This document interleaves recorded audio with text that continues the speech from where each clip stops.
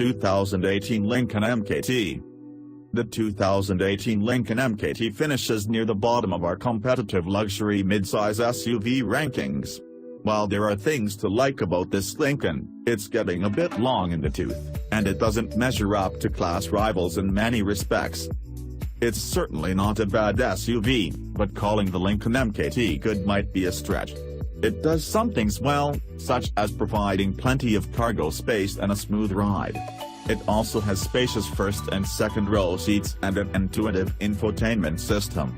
However, it's far from the only luxury midsize SUV to provide some or all of these qualities. This Lincoln has its weaknesses as well. It gets poor fuel economy and isn't that maneuverable. It also hasn't been redesigned in nearly a decade, and the interior styling, while nice, feels out of date compared with many rivals' cabins. These are areas where many competitors surpass the MKT. Overall, much of the reason the MKT sits so low in our rankings is due to the excellence of many of the vehicles in this class, and the MKT simply not matching that excellence. Should I buy the Lincoln MKT? In all honesty, you probably shouldn't buy the MKT. There's a reason that it's one of the lowest ranked SUVs in the class.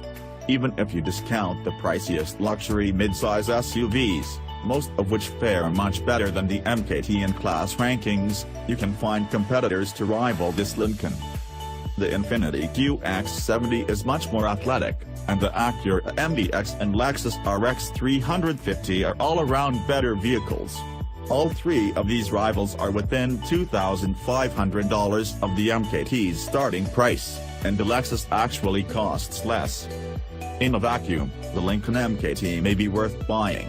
But when you consider that class rivals offer more for the same money, it's clear that the MKT isn't a great value.